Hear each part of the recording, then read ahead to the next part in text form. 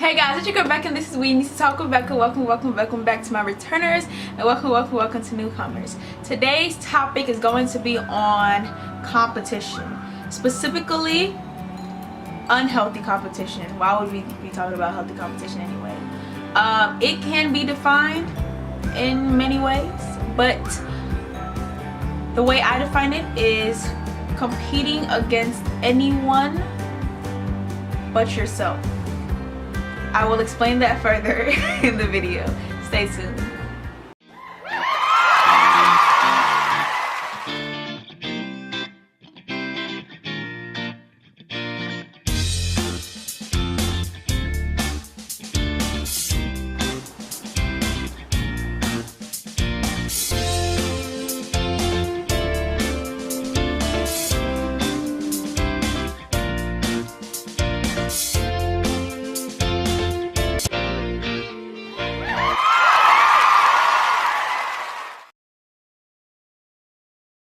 Disclaimer, I am going to use the Bible in this video. If you are going to be uncomfortable, or if hearing or talking about the Bible brings a sort of or a form of discomfort to you, please feel free to click out. If it doesn't, feel free to keep watching. Do you? Now, to explain this, I'm going to use the story of Cain and Abel. Those were the firstborn sons of Adam and Eve after they got kicked out of the Garden of Eden. For those who don't know about the story, Cain and Abel were brothers. They both offered a sacrifice to God. God rejected one and accepted one.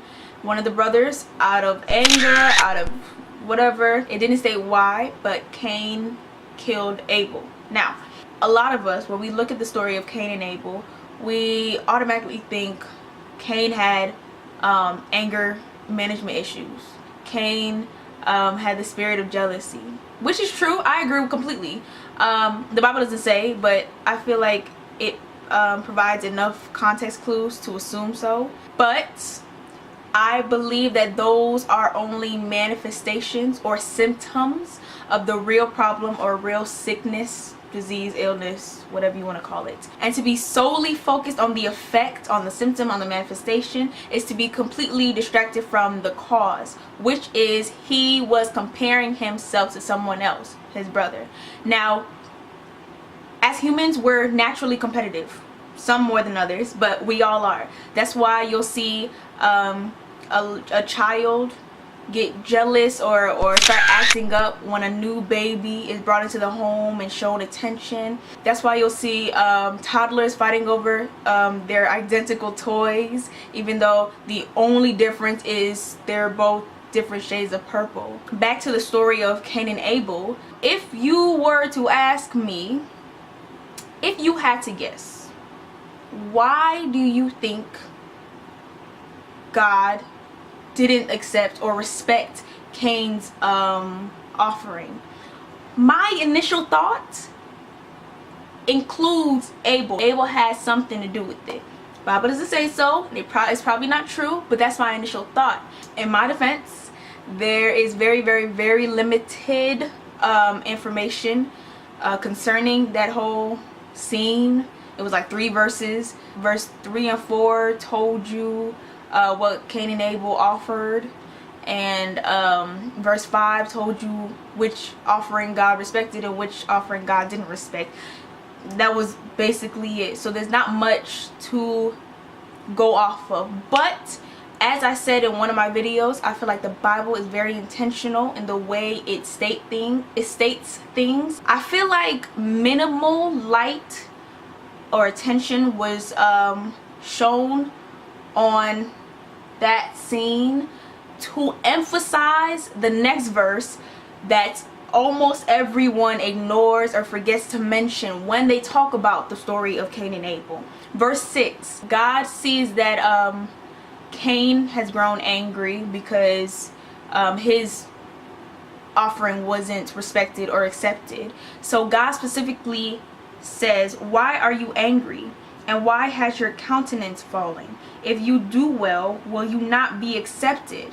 God was basically saying, look, I'm not going to accept your gift because it's just not good enough.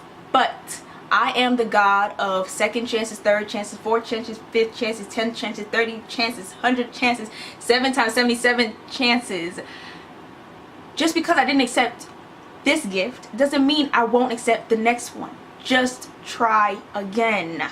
That's all you have to do. Try again. But just like us, just like me, Cain also ignored that. Cain was more focused on his reason, Cain's reason, why God didn't respect or accept his offering, instead of being focused on God's reason why he didn't accept Cain's offering. You know what I'm saying? Instead of being focused on being accepted by God or being acceptable to God, his getting an offering that is acceptable to God, he was more focused on eliminating the competition. Cain decided that God didn't accept his offering or respect his offering because he had already accepted and respected Abel's, as if there was some unspoken quota or limit that had been filled or met. This led to him killing his brother. Now, I'm not going to say this will all lead to us killing our family members or our close friends or someone, but it's what we all do. We compare ourselves to people we deem successful, while God compares us to the person or the version of us that he made us to become or made us to be. We are the ones that compare ourselves to other people. God doesn't. God told Cain, try again. This offering, it's not gonna work. Give me another one. That's all he was saying. He ain't say, oh, look at Abel. Look what Abel gave to me. Oh, see, that's why I like Abel better. That's why this, like that. No. God compares you to the version of you that he predestined you to become. Whether Cain killed Abel because he thought that until Abel was dead, his offering would never be accepted, or whether he killed Abel because he didn't know how to express his anger yet. He was competing against someone that wasn't himself. I was gonna say he was competing against someone that wasn't looking back at him in the mirror, but I don't know if they had mirrors back then. But that's what you all should do. That's what we all should do. The only person you should be competing with is the person that you see in the mirror, yourself. Chances are the person that you want to be so bad, or the person you're comparing yourself to, has nothing to do with you being born on earth, except encouragement. He or she wasn't there when you were born. He or she didn't feed you, clothe you, help you through all the trials and tribulations that you survived. So why are you beating yourself up so much? Competition is okay. Matter of fact, competition is needed. Like I said, we as humans, we're naturally competitive. That's fine. But run your race. Run your own race and stay in your lane. Your lane. Don't try to run somebody else's race and then get mad that you're out of breath because they're running too fast, or they're running at a pace that you can't keep up. Nobody asked you to go run by them. Nobody asked you to go run their speed. Run your own race and stay in your own lane. There's a lane for everyone. Who cares if you don't get to the finish line before them? Who said their finish line is your finish line? If you ask God right now, God, I want my finish line to be as close as theirs are. Meanwhile, your finish line is all the way over there because you're supposed to accomplish way more. You're limiting yourself, but you don't even know it. Because you're not focusing on yourself. You're not focusing on the lane that God made for you. You're not focusing on the will of God that God wrote for you. You're focused on what looks good to you. You're focused on what appears to be your definition of successful.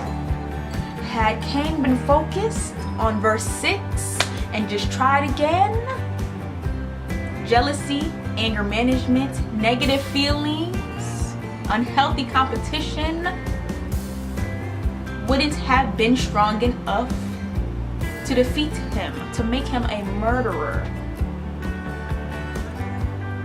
Ask yourself, are you distracted or are you focused? And that is the end of the video. I hope you guys liked it. if you'd like to hit me up, please click on my YouTube channel's name, We Need to Talk with Becca. It'll take you to my content page. On my YouTube banner art, bottom right corner, has all my social medias, Facebook Messenger, Twitter, Snapchat, Instagram. I think it even has my email. Do what you want, whether it's content ideas, topics, or you just want to talk, I'm here. Thank you guys once again for watching my video. Please continue to show your love, continue to like, comment, share, and subscribe, and I will see you guys in my next video. Bye guys.